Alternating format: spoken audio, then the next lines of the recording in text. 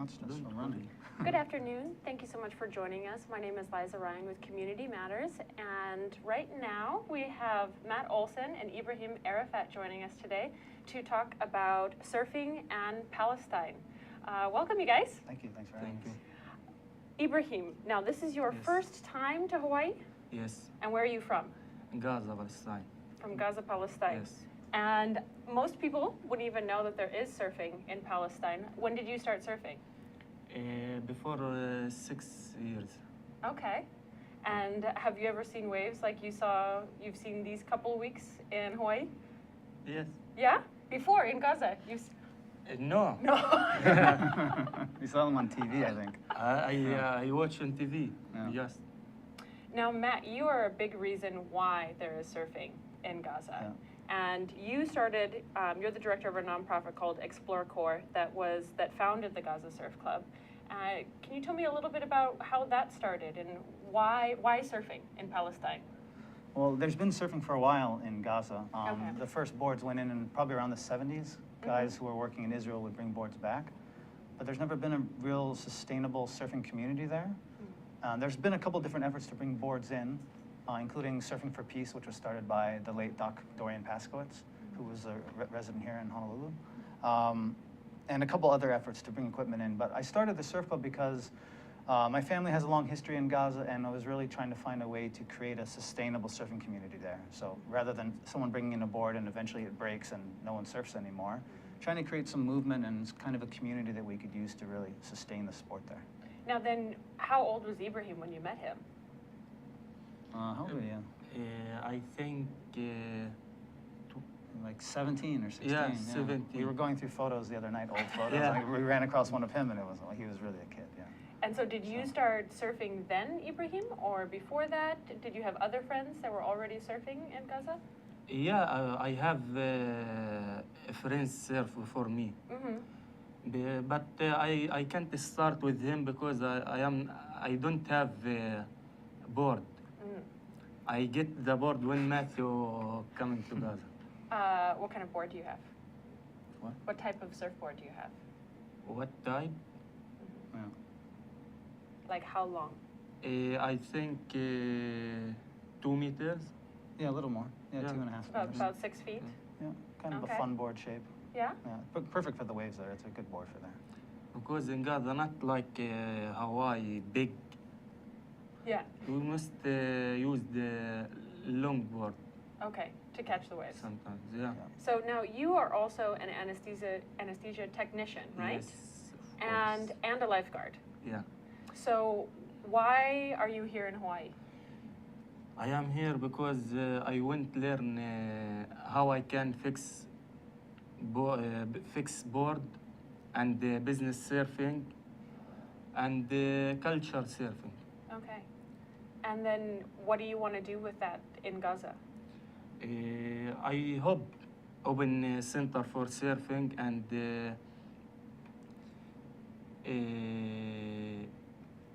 teach some people how him can fix board. Okay. Yeah. What do you think surfing has done for you and for your community? For me, Yeah. when finished, No. What has surfing meant to you? Are you spending less time at school? Like here, many times people surf and then they don't go to school as much. no. And why is it important for you, surfing? The first time my home on the beach, and before me, my family, him a swimmer, Okay. and in the Gaza, the only public, the sea only public in the Gaza. Okay. Aloha, And my I name is won't Paul make Jackson, anything better for known as surfing in ThinkTech. Gaza.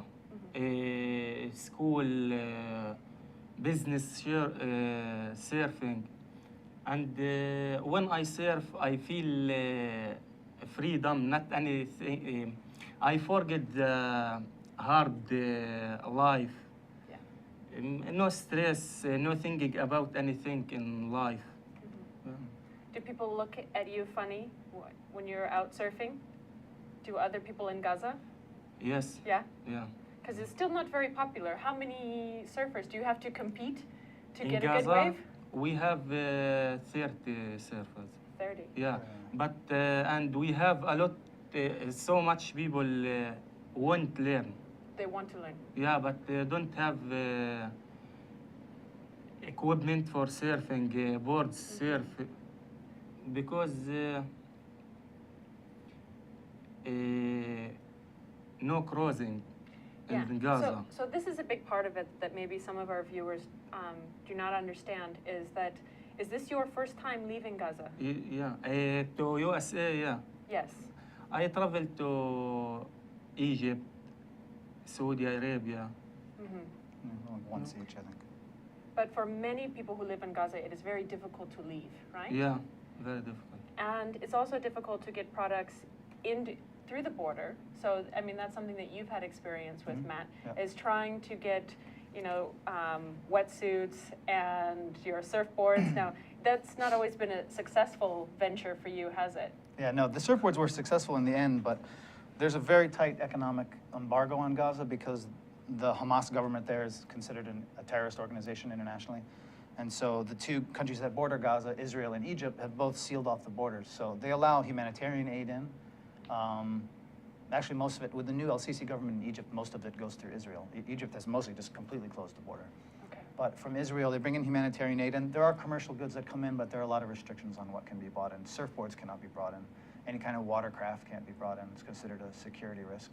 And people can only really leave if they have a medical condition, medical emergency.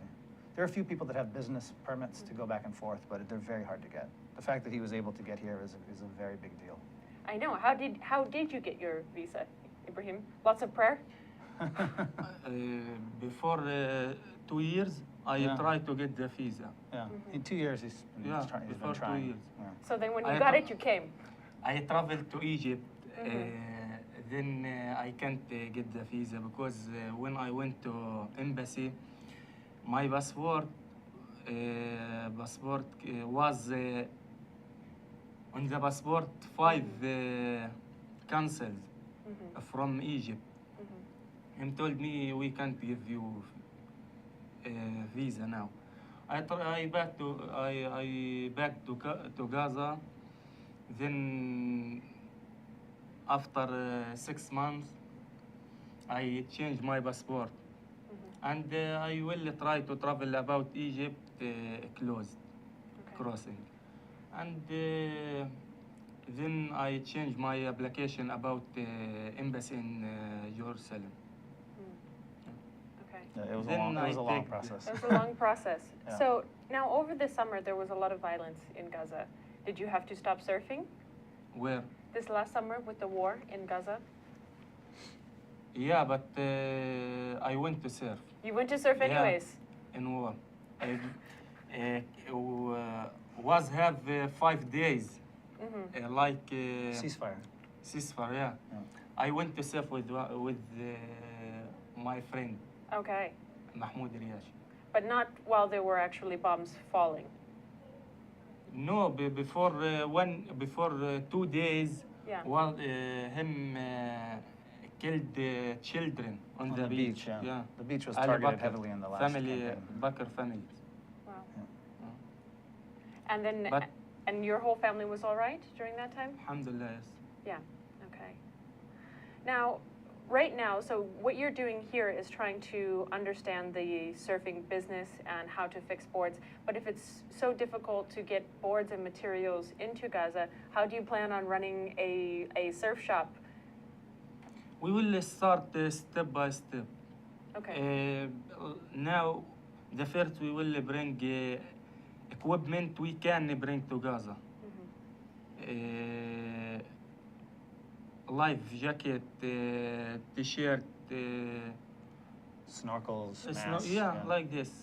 Like a water sports shop. We're going to start off kind of a water sports shop because that's some stuff they can bring in, and then eventually they'll work their way up to whatever they can get through. Yes. We can also bring stuff in. We're also working on doing another shipment of boards through, Okay. which requires a lot of special permits, but it happened. I mean, we did it before. Hopefully we can do it again. So. We will try. And do you think people are interested in it? Do they want that? You said that there's some interest in people wanting to learn to surf. Yeah, So it might be good business. I hope. When we go to surf with my friends, a lot of people ask me where we can find this board. We won't learn surf. This sport in Gaza, very famous. Okay. Yeah. And then who are your favorite surfers? Yes. Do you have any favorite surfers here? Here.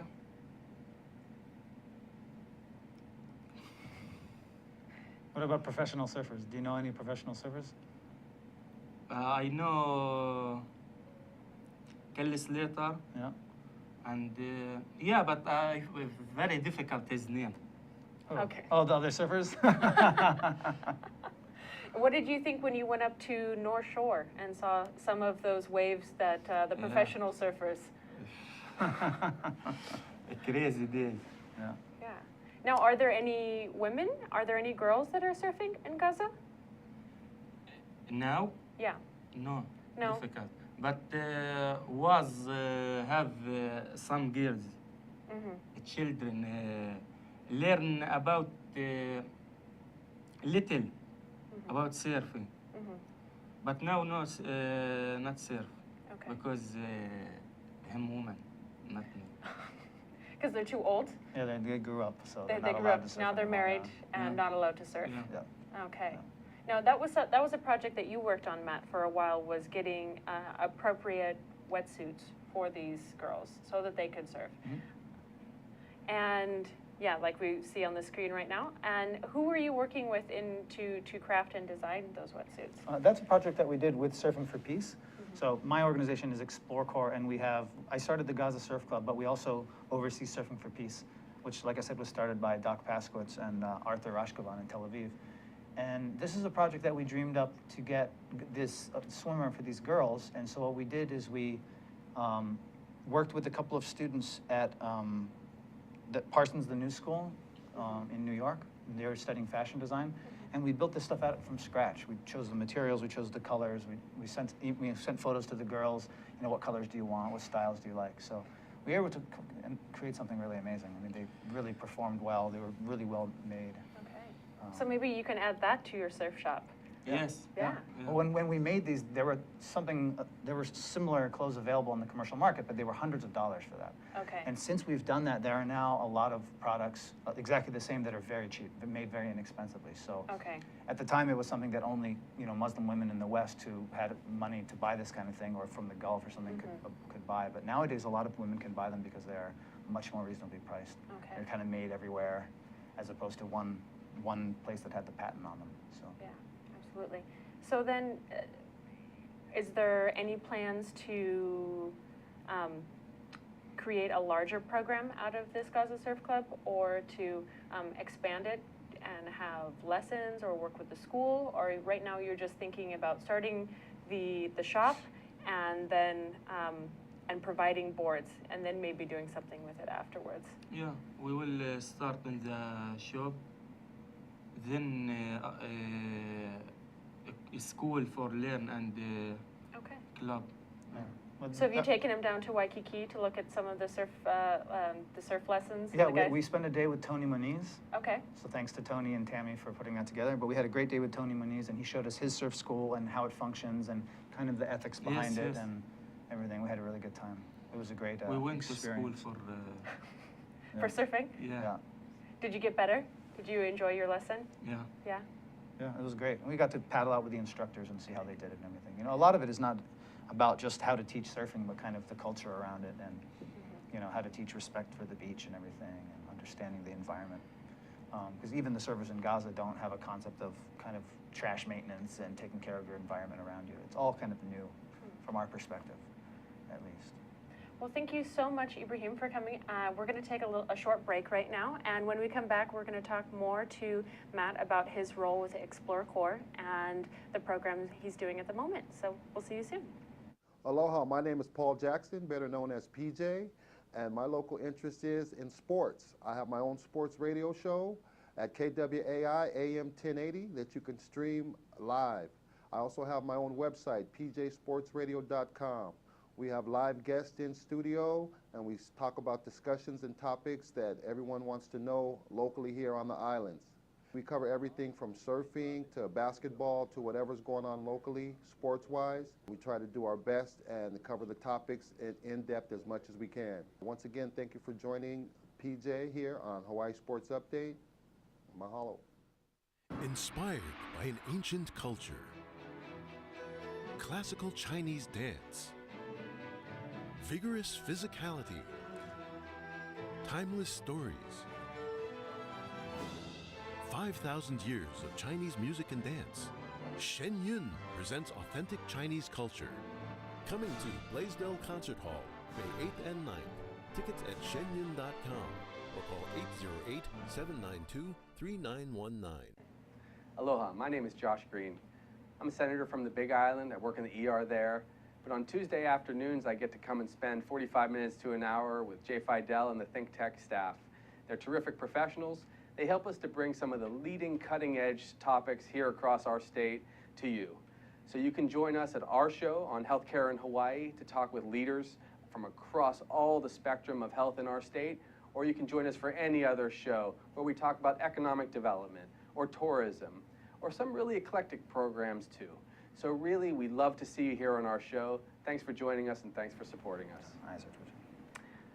This is Liza Ryan, and you're watching Community Matters. And today we are with Matt Olsen and talking about his work with Explore Corps and bringing surfing into Gaza. So Matt, thank you so much again for being with us here. Thanks for having me. And we were just talking with Ibrahim, who is one of the guys that you've worked with in Gaza, who's now here and seeing Hawaii and learning about the surf culture and industry and hoping to build a surf shop back in Gaza.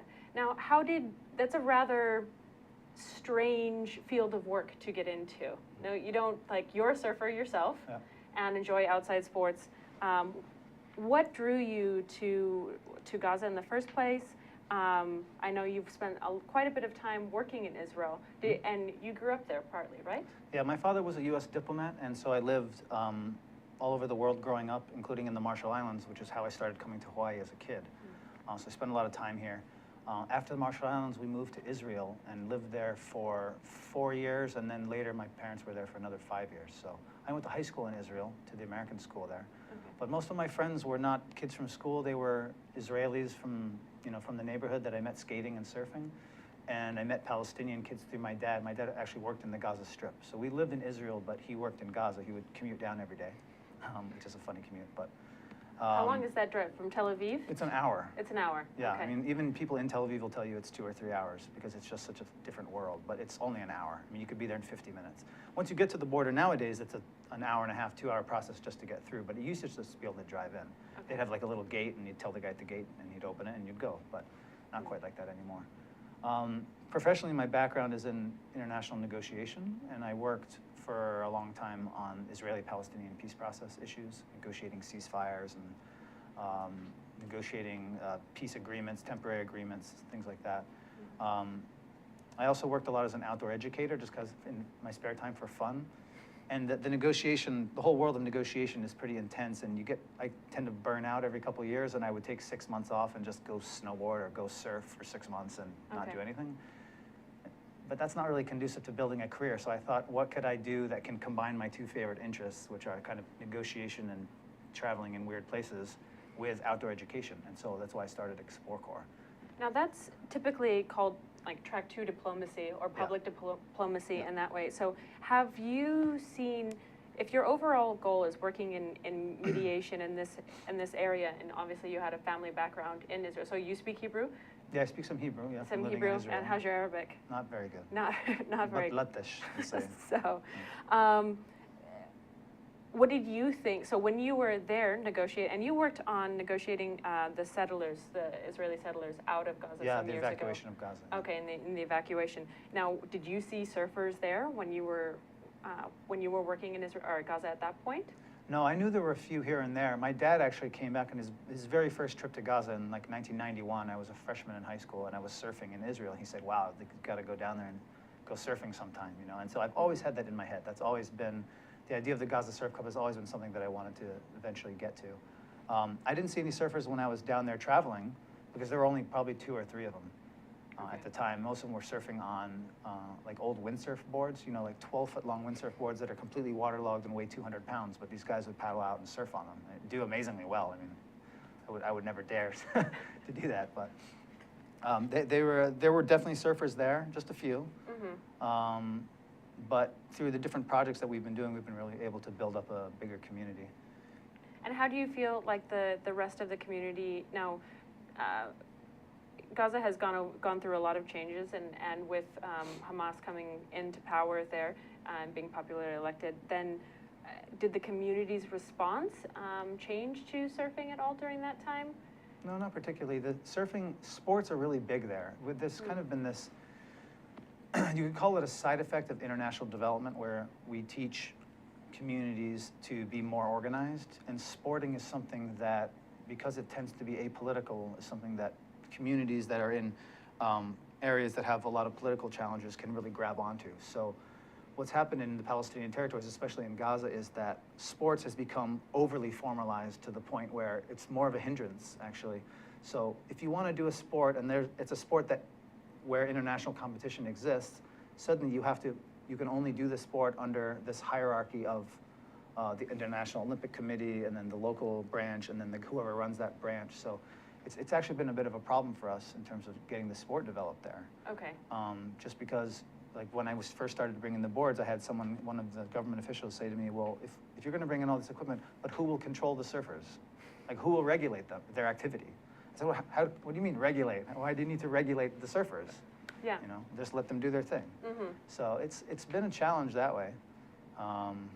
I don't know if I answered your question, but No, and then part of, well, I think it's interesting because part of your work has been also in dealing with getting girls out there and encouraging them to surf. That can be a political issue in Gaza, and also a family issue. yeah, it definitely is. I have never reached out and tried to get girls to surf because I know it's too sensitive of an issue. Okay. It's something that I really shouldn't be involved in, but I was approached by some parents Okay. who had girls that they said surfed and wanted to learn, and I said, great, bring them. You know, Yeah. if you bring them to me, we can work. That's fine. Yeah. And then every month for like 2 years, they said, oh, what about our girls? And I said, yeah, bring them here. They just kept asking. Finally, I actually met the girls after about 2 years, and we did do some workshops, and we made the great clothing for them, the surf swimsuits and stuff. That was a really great experience. I got in a lot of trouble for it in Gaza with the powers that be, but it was still worth it. So. Yeah. And what do you feel like, you know, Gaza has gone through a lot of conflict and violence, especially over this last summer, with the war with Israel. And what do you feel like? Aren't there other more important things to focus on rather than surfing in a country or in a part of the country that is under so much duress? There are, but there are plenty of people working on that. I mean, I don't Yeah. know if there's any place in the world that has as many, peace activists and negotiation people working on the ground to do this kind of stuff. But what Ibrahim was mentioning before about the public space is really important. The sea and the beach are the only public space in Gaza. There's this impression around the world that Gaza is this giant refugee camp, that it's this super crowded place, and it's not. There are cities and there are farmlands in between the cities, and there's open space, but it's all private land. You can't just go out there and hang out on someone's farm. So the beach and the sea are the only public place. And so it provides a great opportunity for us to use that space to create some kind of a opportunity for local kids to go out and enjoy themselves. And I've done the negotiation side of it, and I've done all of the behind the scenes track 2 diplomacy stuff. But at some point there's got to be fun involved too. And the reason, as a surfer and as someone that understands the value of surfing, and there are plenty of opportunities for kids to go play soccer and to play basketball and to do this kind of stuff. But surfing is something that's so specific, and a kid can go do it on their own. Every aspect of your life in Gaza is controlled at some point by someone. I mean, but not compared to, we can't compare it to the U.S. I mean, really controlled. Where you can go, you can't vote, you can't, women can't do certain things, you can't leave Gaza. Yeah. Surfing is something that you can give a kid a board and he'll go out and just do whatever he wants. No one is out there to control him, hopefully. And that's a really, like you said, like you've hinted at, that is a really freeing aspect of the sport that you can bring to somebody who's in a situation where, like you said, you can't leave, you can't go anywhere. for those that may not understand, Gaza is a relatively small geographical area. Yeah. Gaza is about the size of the west side of Oahu, between Electric Beach, the Kapolei area, up to Makaha. Okay. And this is about the same width in terms of this. It's a space where people can live, and it has 1.5 million people in it. So it gives you an idea of the kind of space you're dealing with. That's more than the state of Hawaii. Yeah. And all in that small little area. So being able to be on the ocean and in the sea, and I imagine, here there are so many people that are, when you're out surfing, oftentimes there's a lot of people on the same, all competing for the same wave, but in Gaza, probably not so. Yeah, and in Gaza they have a whole different ethic about surfing. It's really surfing in its purest form there. They don't understand the idea of competing for waves. Like they share waves. One of the greatest things they do is they hold hands as they ride down a wave. So they hold each other's hands, which means they ding their boards all the time because they're constantly hitting each other. But it's a whole different approach. I mean, they don't have, they can see some surfing on YouTube, but they don't get surf magazines. There's no surf culture. And you asked Ibrahim about what his favorite surfer was, and he has a hard time even thinking of a surfer, because they just don't have any exposure to what is international surf culture. But that's very different than from Israel, because there's quite a large surf culture in Israel. Yeah, Israel has, by my estimate, the largest number of surfers in the world for its population. I mean, it is an unbelievably popular sport there. When I go out here and I paddle out on a really crowded day and there's 40 guys in the water, I think about Israel on a normal day when there's 60. Wow. That's not a crowded day. You go out on a crowded day, there's 100 guys out. And it's very aggressive surfing, and they follow the etiquette for the most part that surfers do around the world, except Gaza. In Gaza, they don't have the etiquette of one guy per wave. It's hold hands and ride waves and just pure joy. It's really something beautiful to see, actually. Now, and then, okay, so talking about Surfing for Peace and that,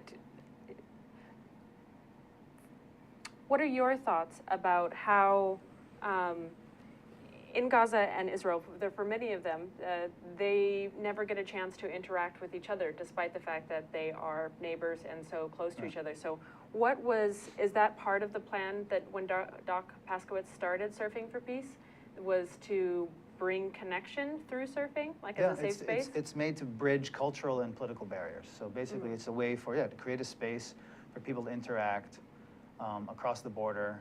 They can't physically go across the border and visit each other, but they're riding the same waves.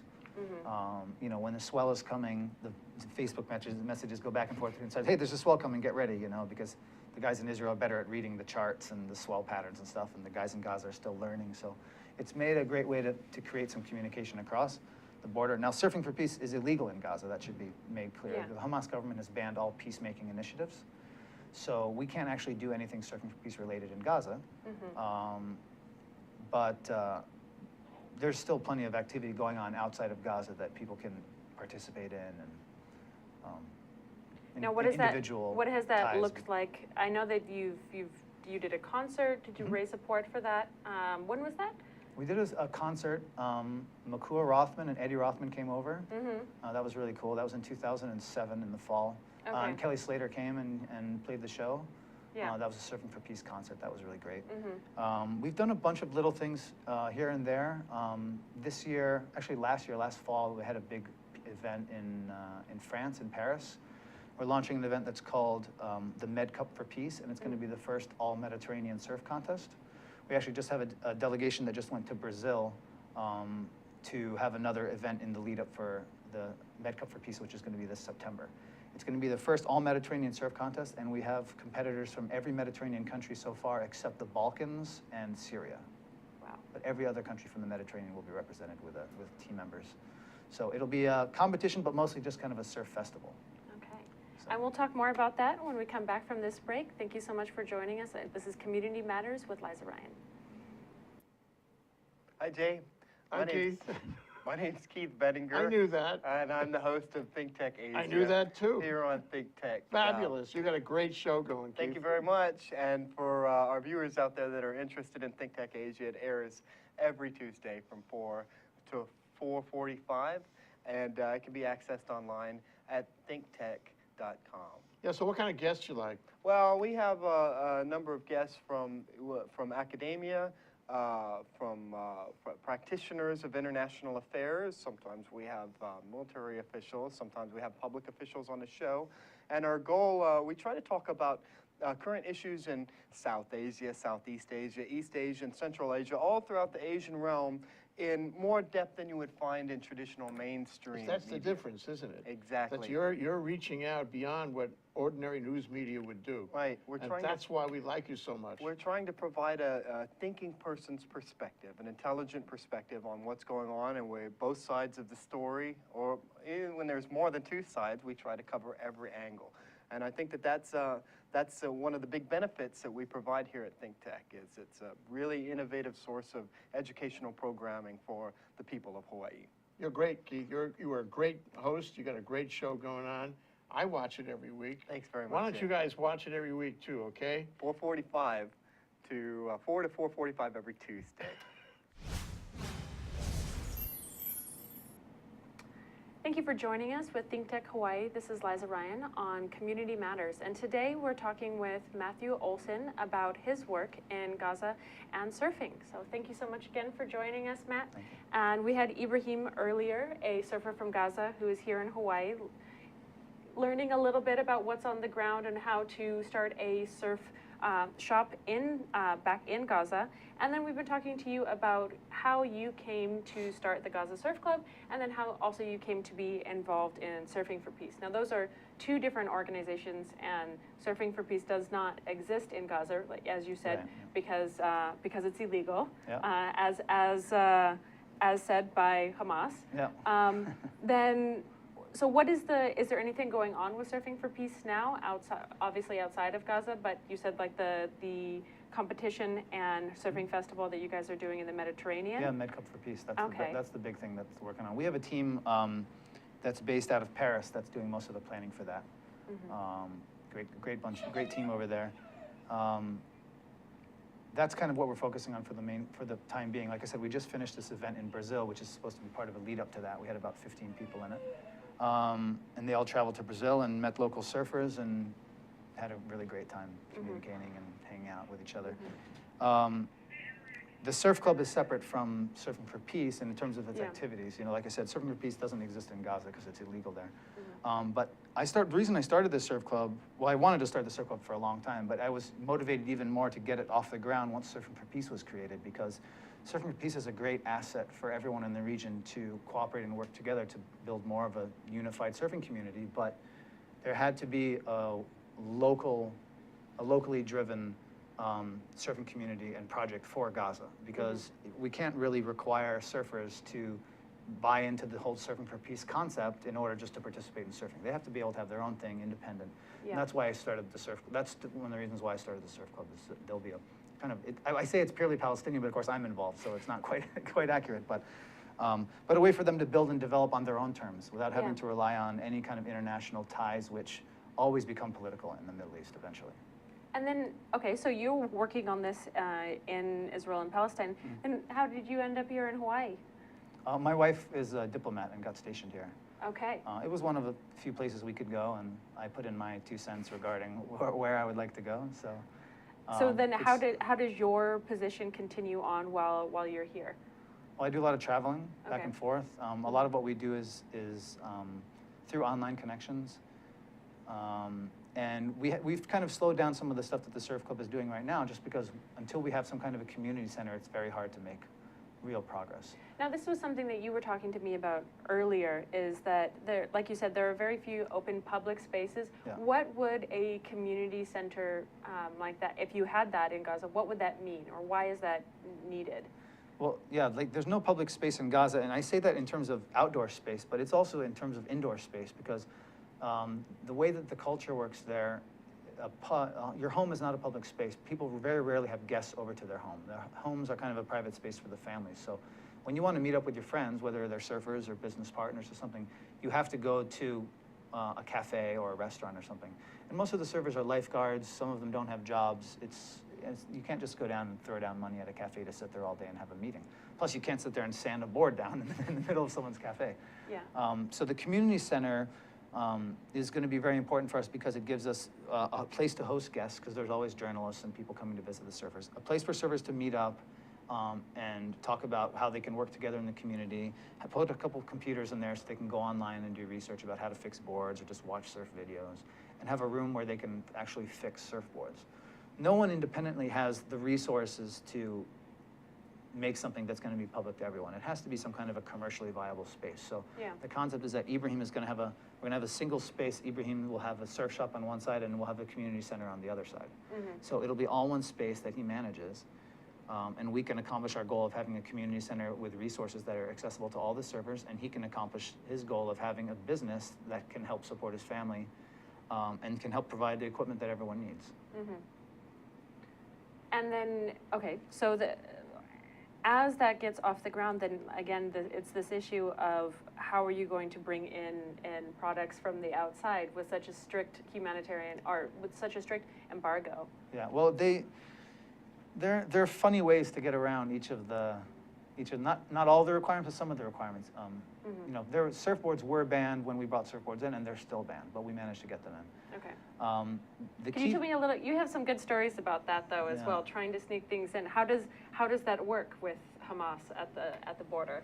Well, Hamas has never been the problem. The problem has always been the Israeli government, because the Israeli government has bans pretty much anything that you could use to paddle over the sea border from Gaza into Israel, because they have had problems in the past with people trying to infiltrate in to commit terrorist acts, or sometimes a couple of people to get jobs or something like that. I mean, it's a mixed bag, but it is a security threat for Israel, so they limit the import of anything that you could use to paddle across. Now, there is fiberglass available in Gaza, very rarely, but there's enough that if you really wanted to make something to paddle into Israel, you could make it locally. So my argument was always that, yes, technically the surfboards that I'm bringing in could be used for nefarious purposes, but if someone really wants to do it, they can also just build something locally.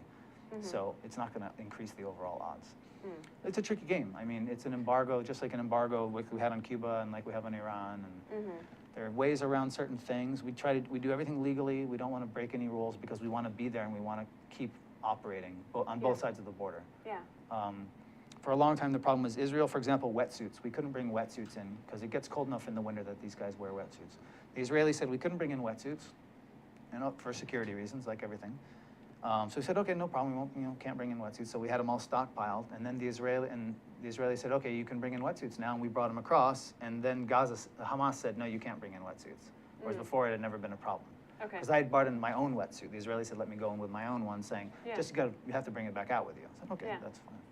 So then we crossed the border, and Hamas took all the wetsuits and said, oh, you can't bring these in. These are military equipment. They're worried that we're somehow training a force of commando surfers to fight against them or something. This was also in the height of the Arab Spring, so the Hamas government was very nervous about outsiders being troublemakers and coming in and stirring the pot. So. Now Hamas is one of those organizations that or for many Americans kind of brings up a particular image, one that's not very favorable. What has your experience been working with them, and often and negotiating some of these issues? Well, I don't technically work with them, and I don't technically negotiate anything with them because all of that is illegal under U.S. law. You can't work with Hamas at all. What I can do is I can do research on the ground with all my contacts to understand what is permissible and what is not. And then when I find out what is permissible, I can notify them and say, I am doing this. It's not I am asking for your permission. I am doing this, period. And that's how we operate. I find out what's going to be allowed, what's going to be permitted, and then I come in, and that's how we're able to do what we do. By doing a lot of research and by having contacts on the ground that can explain to us, you can do that, but you have to change it a little bit because otherwise you'll get in trouble. The wetsuits is an example where no one knew that was going to be a problem, because why would it be a problem? They're just surfing wetsuits. But it was a problem in the end, so you get caught off guard every once in a while by these things. Now, are you in production for these wetsuits now, the ones that you had made for the girls there, or was that a one-time thing? That was a one-time thing for those girls, but we do want to start manufacturing them locally. We have to just make sure we have the right partners locally to do it, and that we can get the materials. Israel has a really strong fashion industry, and for 20 or 30 years, most of that manufacturing was done in Gaza. So you have clothing manufacturers in Gaza that can make anything. And there are licensed manufacturers there for Diadora and Adidas, companies that make high-end sporting products, and they have been made there and exported to Europe. So we can make anything we want in Gaza. We just have to make sure that we don't get in trouble with the government, that we can get the materials, and that there's a market for them. Okay. And are you also making, plans to make men's wetsuits then as well? We won't make neoprene wetsuits just because Okay. the materials and everything Okay. are too expensive. And they're a little bit too technical to make. But, Yeah. Now, as a surfer yourself and having surfed in Gaza, are there any waves? There are waves, yeah. There are waves. There's enough waves that if you were a surfer and you lived there, you would definitely have a couple boards. Okay. You wouldn't necessarily travel and bring a board when you go there because the waves aren't that great and they're kind of finicky. But Yeah. there are definitely waves and definitely pretty big waves. Finding waves of the right shape is a bit of a challenge. In Israel, there's more harbors and marinas, so it tends to wrap the swell around and you get some nice lines. In Gaza, it's more kind of beach breaks everywhere. Okay. But it's definitely worth going. I have a board that I keep there and it waits for me and all the guys keep bugging me to let them have it and I keep saying no because I need to have a board and I can't bring more in, so.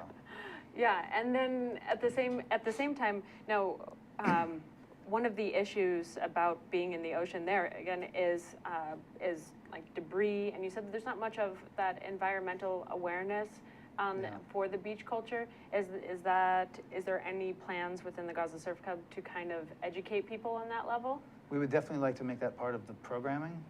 To me, it's essential. To me, you can't. There's no sense in going out and teaching people how to surf if they're going to throw their garbage on the beach before they go. So that, for me, that's a really critical aspect, and since I'm in charge, I get to make sure that's part of it.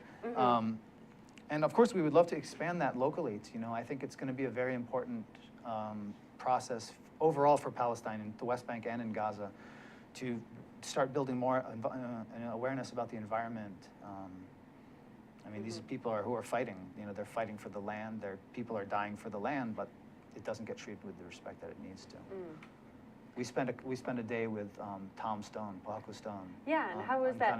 That was awesome, and it was really important. I think Ibrahim got a lot out of it. Learning not just about surfing and traditional boards and kind of community stuff, but how to take care of the environment, what the environment means. That was really a fantastic day. And then there is an interesting, that's always fascinated me, is that there's an interesting connection having, I lived, and how we know each other is that I lived in the West Bank for some time and was working as a reporter there, and also reporting for on human rights abuses and with the U.S. Embassy and covering some of their cultural events. So that put me in contact a lot with the sovereignty kind of movement or the Palestinian activist movement there. And then when I came back, I was able to, it was during APEC, the conference that was held here a couple of years ago in Hawaii, and they were running an alternative APEC conference called Moana Nui that brought in a lot of Polynesians talking about sovereignty. And it was so interesting to me to look at these two areas, both with strong activist communities, and just look at how some of the similarities and differences. Like, is that something that you've spent quite a bit of time here in Hawaii and quite a bit of time on that side. Have you seen any similarities in those movements or those issues? Well, yeah, I mean, there's definitely similarities. They're both, sovereignty movements. They're both talking about language of occupation. I would say that the sovereignty movement here, in terms of its public awareness and the type of activities that it's involved in, is more similar to the West Bank than to Gaza. With the Hamas government in Gaza, Hamas kind of defines itself and gets its strength from being the fighters, like resistance fighters. That's how they define themselves, by actively fighting, with weapons and rockets and everything. That's something that's not nearly as strong in the West Bank. The West Bank is more of social justice, nonviolence, traditional kind of protests. And there's just more social awareness of it in the West Bank. Hamas has been in power now for, I think, 8 years in Gaza, and it's really been detrimental to the whole Palestinian independence movement because they've lost focus. They've pretty much reverted back to just the idea of, well, if we just fight hard enough, physically fight hard enough, we can win.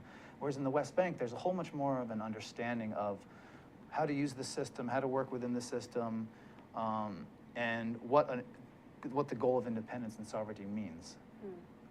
So I see a lot more similarities because the West Bank sovereignty movement is so much more developed than it is in Gaza, and it's much more similar to Hawaii because of the level of development and understanding behind it. It's not just fighting for the sake of kicking someone out, it's fighting for national sovereignty and national identity. Yeah.